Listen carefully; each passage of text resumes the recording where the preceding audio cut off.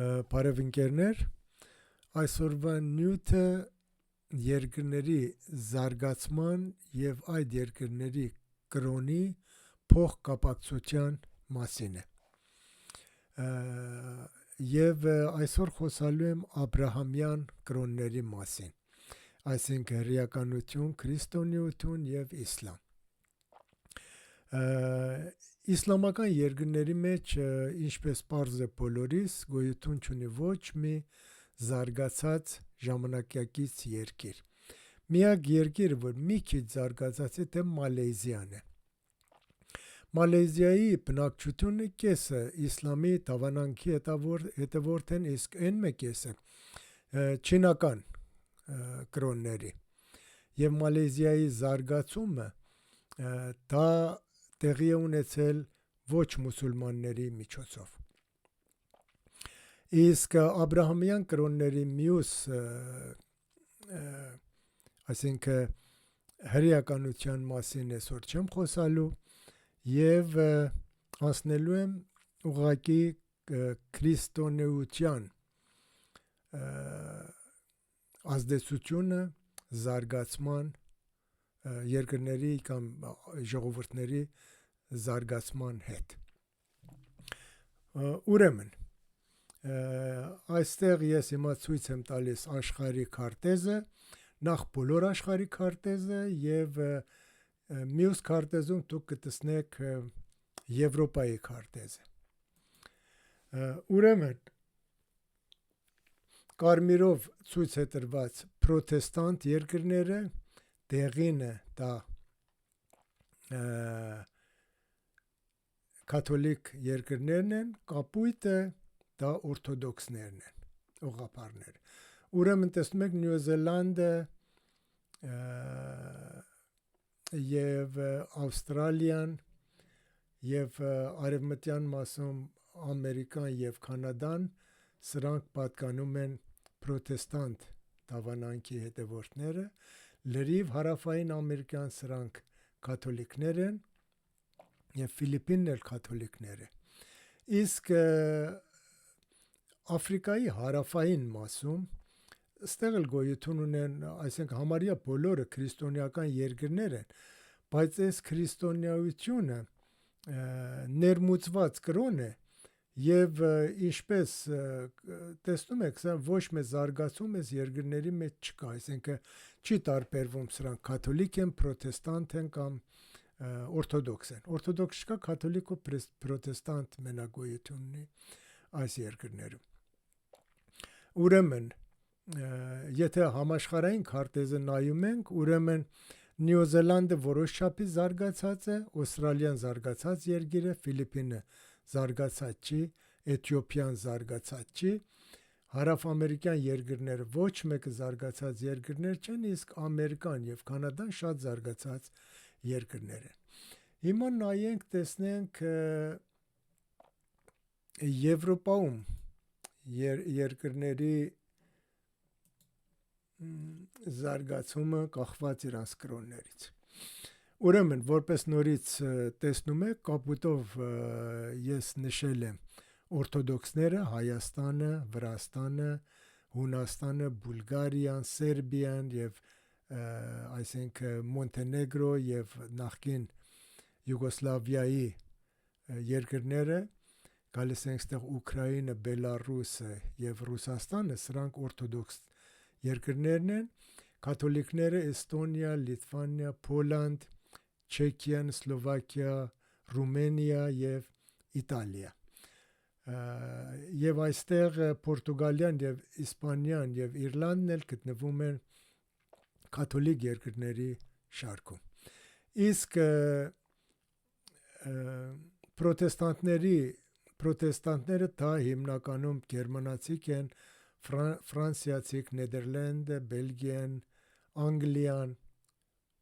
Օստրիան, Դանմարկը, Նորվեգիան, Շվեդիան և Ֆինլանդիան։ Իսկ կարող է, այսինքն այստեղ էլ պարզ է, որ Եվրոպայի ներսը շատ զարգացած են պրոտեստանտ երկրները, իսկ կաթոլիկ երկրները զարգացած չեն համարյա, եւ օրթոդոքս երկրներն էլ զարգացած չեն։ Այստեղ կարելի է ասել Ուկրաինան, Բելարուս եւ Ռուսաստանը որոշ չափի զարգացած են, դա էլ իրանց միլիտար ինդուստրիան է, որ զարգացած է։ Իսպանիան եւ Պորտուգալիան, որ ինչ որ ժամանակ եղել են աշխարհի տերերը, դրանք մնում են ոչ զարգացած երկրների շարքում։ Իսկ կարող է հարցնեք, այս կրոնը ինչ կապ ունի զարգացման հետ։ Ուրեմն Եվրոպայում բոլոր երկրները եղել են կաթոլիկ սկզբում։ 14-րդ դարի սկզբին, այսինքն 1500 թվականին շատ մեծ անախորժություններ է առաջանում Գերմանիայում, այսինքն այսօրվա Գերմանիայում, եւ իրանք շատ դժգոհ են կաթոլիկ եկեղեցուց, փափից, որովհետև կաթոլիկ եկեղեցու մեջ արդեն շատ ուժեղ կոռուպցիոններ տարածված եւ իրանց ղեկավարները, որ որոշվում էր փափի կողմից, դրանք ոչ թե արժանի մարդիկ էին, այլ դրանք հարուստներ են կամ որը որ կարող էին շատ կաշառք տային։ Դրա համար ինչ որ մի շարժում է սկսում Գերմանիայում։ Այս շարժման ղեկավարներից մեկը Մարտին Լութերն էր։ Մարտին Լութերը ինքը հասարակ տերտեր չէր, ինքը նախ ավարտել էր համալսարանը, հետո մտել էր կրոնական դպրոցը։ Եվ ինքը իր թեզը գրում է, որ արդեն մենք պետք է գերմանացի ժողովրդի տրադիցիաներից եւ աշխատասիրությունից ելնելով իրանք տեսնում էին, որ արդեն կաթոլիսիզմը իրանց առաջընթացը խոչընդոտում է իրանց առաջընթացին։ Դրա համար ինչ որ ձևով պետք է ազատվել կաթոլիսիզմից։ Իսկ իրանք չեն ուզում, որ ընդհանրապես կրոնը մեջի ստանեն, այլ ուզում են մեծ ռեֆորմներ կատարեն կրոնի ներսը։ Եվ այսպիսով մի մեծ շարժում է սկսում Գերմանիայում եւ անցնում են աշխատանքի, այսինքն պապի Ռոմի պապին իրանք չեն ընդունում եւ իրանց ամեն ինչը կրոնական, այսինքն իրանց տերտերները շատ համեստ են, իրանք հատուկ շոր չունեն, մի պստիկ նշան կա, որ ինքը կրոնական է եւ հետագայում, այսինքն շարժումն սկսում է, իսկ 1620-ից մինչև 1650 թիվը շատ արունալի պատերազմներ են տեղի ունենում Եվրոպայում պրոտեստանտների եւ կաթոլիկների մեջ։ Այսինքն այս պատերազմները դրա համար չէին, որ ինչ-որ մի երկիր կամ հող գրավեին, այլ դրա համար էր, որ գերմանացի ժողովուրդը ուզում էին, որ ազատվեին կաթոլիսիզմից եւ իրանց համաձայն իրանց տրադիցիայի եւ իրանց աշխատասիրության կրոնը մեծ ռեֆորմների ենթարկեին։ Եվ այսինքն Մարտին Լութերից մի հատ բան մեջբերում անեմ, Մարտին Լութերը մտցրեց, այսինքն կարողացան մտցնին ավետրանի մեջ, որ իրանց վարիանտ, այսինքն պրոտեստանտների ավետրանի մեջ, որ այն մարդը, որ չի աշխատում եւ չի քրտնում, իրավունք չունի հաց ուտել։ Այսինքն իրանք աշխատասիրությունը դնում են առաջի տեղը կրոնի ներսը։ Իսկ ինչու են այսպես անում, ինչու չեն ազատվում կրոնից, որտեղ կրոնը շատ մեծ դեր էր խաղում ժողովրդի կյանքի մեջ այն ժամանակ եւ իրանք այս ռեֆորմով կարողանում են այն Գերմանիայի ժողովուրդը, իսկ հետագայում Ֆրանսիա, Բելգիա եւ հյուսիսային եվրոպական երկրները, որ միանում են պրոտեստանտիզմին, այսինքն աշխատասիրությունն արդեն մտած էր կրոնի մեջ եւ կրոնի ներսով ժողովրդին կարողանում են դրանք էլ որ ծույլ էին,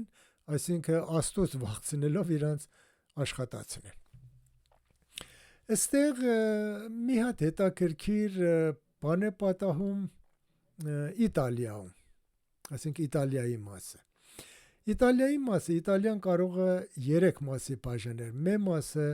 հյուսիսային մասն է, այսինքն լեռներից դեպի վերև, այն մեկ մասը, արդեն Իտալիայի հիմնական տերիտորիան է, իսկ ստեղ գոյություն ունի նույնիսկ Սիսիլիան։ Իտալիայի ժողովրդից եթե հարցնում ես հարաբերությունների մասին, իրանք ասում են, որ Սիսիլիայի ժողովուրդը դրանք իտալացի չեն, արաբ են, որտեղ Սիսիլիան 400 տարի գտնվել է արաբների տիրապետության տակ։ Դրա համար էլ իրանց լեզվի մեջ ահագին արաբերեն կամ արաբերենին նմանվող բառեր գոյություն ունեն։ Իսկ այսինքն այս բաներ ես այն ժամանակ Իտալիայում էի աշխատում եւ իրար հետ զրուցում էինք, ես հարցրեցի իրանցից։ Իսկ իրանք իսկական իտալացին կարծում են այս կոշիկի մասի իտալիացիք,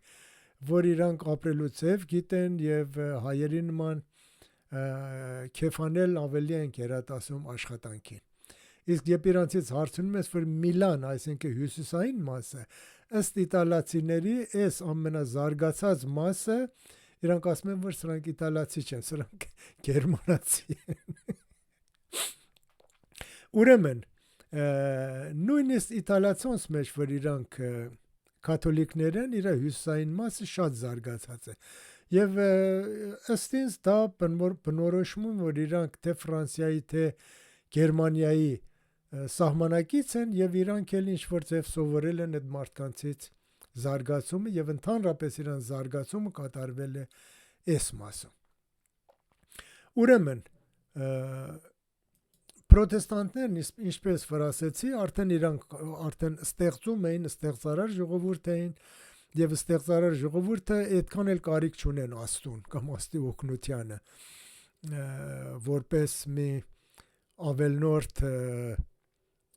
այսպես ասած ապահովություն։ Դա իրանք կարողանում են իրանց կյանքը պտտացնեն, Աստված պետք չի տեղել արդեն։ Եվ ինչպես որ ասեցի, իրանք արդեն 14-15-րդ տարից իրանք արդեն զարգացման փուլն են անցնում։ Օրինակ Անգլիայում տերտերները գիտական աշխատանք էլ կատարել են։ Սեր Այսակ Նյութոնը ինքը տերտեր է եղել։ Այսինքն եկեղեցուն կից կողի շենքում ինքը իր էքսպերիմենտներն է կատարի եւ ինքը համարվում է նոր գիտության հայրը։ Ինքը ահագին աշխատանք ունի նույնիսկ օպտիկայի մասին։ Ուրեմն այսպես։ Հիմա ինչ կապ ունի կրոնը զարգացման հետ։ Այսինքն որպես փաստ տեսնում ենք, որ պրոտեստանտ երկրները ամենից զարգացած են այսօրվա աշխարհում։ Նույնիսկ 15-16-րդ դարում բոլոր այսինքն ինդուստրիայի ռևոլյուցիոնները, հեղափոխությունները, այսպես կոչված ինդուստրիայի հեղափոխությունը սկսվել է Անգլիայից, իսկ հետո տարածվել է Գերմանիա, Ֆրանսիա եւ շարունակվել է դեպի հյուսիսային մաս, Դանիա, Նեդերլանդը, Բելգիան եւ այլն։ Իսկ ստեղ եթե պատճառը հետևանքային մենք ճիշտ մոտեցում չունենանք, կարող է սխալվենք։ Ըստենց որ ասեցի, օրինակ Աֆրիկայում հարավային մասը բոլորը քրիստոնյա երկրներ են, բայց իրանց համար չի տարբերվում, իրանք կաթոլիկ են թե պրոտեստանտ են։ Այսինքն ոչ մեծ զարգացում չկա դրանց մեջ։ Դրա համար էս ինչ որ բաներ է հիշեցնում։ Իսկ այդպես որ ասեցի, եթե պատճառը հետևանքը մենք ճիշտ չուսումնասիրենք կամ ճիշտ անալիզ չանենք, կարող է սխալվենք։ Որպես օրինակ ես կարող եմ ասենք թե վաղը Հայաստանը ընդունի պրոտեստանտիզմ։ Արդյոք Հայաստանը կզարգանա։ Ոչ։ Կամ ուրիշ Ռուսաստանն ընդունի։ Ոչ, չի զարգանա։ Այստեղ մենք պիտի իմանանք, որ դա կրոնի ազդեցությունը չէր, որ այս ժողովուրդները զարգացան, այլ որովհետև իրանք աշխատասեր էին, իրանք ընդունեցին եւ ռեֆորմ արեցին կաթոլիցիզմը եւ իրանք առաջացրին մի նոր ճյուղ քրիստոնեության մեջ։ դա գալիս էր իրանց աշխատասիրությունից, իրանց ստեղծագործությունից, ոչ թե որովհետև պրոտեստանտիզմ են ընդունել, իրանք զարգացել են։ Այսինքն կրոնի ընդունելը եւ կրոնը այսինքն համակերպել ժողովրդի կուլտուրային նույնիսկ կատարվել է Պարսկաստանում։ Պարսիկներն առաջից իսլամական կրոնը վեր ընդունել են, իրանք եղել են սուննիներ, բայց Շահ Իսմայիլը արդեն շիե դավանանքը մտցրել եւ տարածել է լրիվ Պարսկաստանում։ Իսկ այն ժամանակին ես իսլամի մասին, այսինքն Պարսկաստանում իսլամի մասին իմ ուսումնասիրությունները կատարում էի, հասային եզրակացության, որ շիեն իսլամի թագավորական ճյուղն է։ Այսինքն սուննիները պարսիկներին մուսուլման չեն հաշվում եւ ճիշտ էլ անում են, որովհետեւ եթե դուք նայեք շիե դավանանքին, իրանց էմամը որ կա, ասենք էմամ Ալին, ալուց հետո իր տղեն է նստում էմամ, իսկ այսպիսով հայրը մեռնում է, տղեն նստում է որպես կրոնական ղեկավար։ Սա թագավորական վարիանտն է։ Այսինքն պարսիկներն էլ իսլամը վերցրեցին եւ իրանց տրադիցիաներով եւ իրանց կուլտուրայով իրանց ձևափոխեցին եւ սարքեցին շիա իսլամ։ Ուրեմն այսպիսով որ ժողովուրդները կարող են ինչ-որ բան վերցնեն, այսինքն իրանց, այսինքն ժողովուրդների զարգացումը մենակ կրոնով չի, բայց նույնիսկ կրոնը կարող են իրանք ձևափոխեն եւ ավելի զարգացնեն կամ ավելի այսինքն նեգատիվ ձևի, բացասական ձևի, ինչպես պարսիկներն արեցին եւ ինչ որ ձև, այսպես ասած, ընտրովի իրանց ղեկավարը եղավ թագավորական, այսինքն էմամի տղեն եղավ նորից էմամ։ Իսկ մի հետաքրքիր բան պատմեմ պրոտեստանտների մասին։ Այսինքն ես մի հատ շատ վստահելի մարդ է ինձ ասի, իմ աշխատակիցներ Էրիքսոնում, ըստ իրան ինքը, այսինքն մի օր որ իրար հետ խոսում ենք պրոտեստանտիզմի եւ այս զարգացման մասին, ինքն ասա, որ Գերմանիայում կան պրոտեստանտական դպրոցներ հին ժամանակներից եւ այս դպրոցներում որ դու շատ մեծ սրահներ ունեն, որտեղ հարյուրավոր իրանք սովորողներ ունեին եւ ճաշասրահը շատ մեծ է, իսկ այն դուռը որ աշակերտները պիտի մտնեն այդտեղ ճաշեն ու դուրս գան, շատ նեղ է, այսինքն 25-30 սանտիմետր ավել չի։ Եբ ինքը, այսինքն հենց որ աշկի աղբում, ինքը հարցրել էր դրա պատճառն այն է եղել, որ այն ուսանողները շատ են ուտում կերանում են, չկարողանան ներս գան, որ ճաշ ուտեն, այսինքն իրանց քաշը պակսի, այսինքն իրանք ստիպված են շատ աշխատեն, որ նիհարեն, որ կարողանան դռնով ներս գան եւ ինչ որ ճաշ ուտեն։ Հիմա ինչու ես այս կրոնի մասին եմ խոսում, հետագայում մենք կտեսնենք, որ այսինքն այս պրոտեստանտ երկրները կամ զարգացած երկրները իրանք ուրիշ հատկություններ էլ ունեն։ Իրանք զարգացած են տեխնիկայով, շատ զարգացած են ստեղծագործություններով, այսինքն որտեղ ես ինքս տեխնիկայով եմ զբաղվում, շատ հետաքրքրված եմ իրանց տեխնիկական ստեղծագործությունը։ Օրինակ Ամերիկայից մի հատ Ford բերեցին Գերմանիա եւ Գերմանիան հիմա լրիվ աշխարհի ամենալավ ավտոները գերմանական են։ Այսինքն այսքան կարողացել են ժողովուրդը կատարելագործել։ Եվ ես իմ 22 տարի ես աշխատել եմ գերմանացոնց հետ, զարմանալի աշխատասեր են, զարմանալի։ Եվ գերմանացիքից ավելի աշխատասեր չինաստանցիք են։ Վերջի իմ աշխատանքի 10 տարին ես աշխատել եմ չինաստանցոնց հետ։ Այս մարդիկ նույնիսկ ինձ թվում էր, որ սրանք չեն քնում։ Այդքան աշխատասեր են։ Դրա համար էլ իրանց աշխատասիրության հետևանքով մենք տեսնում ենք Չինաստանի զարգացումը։ Իրանք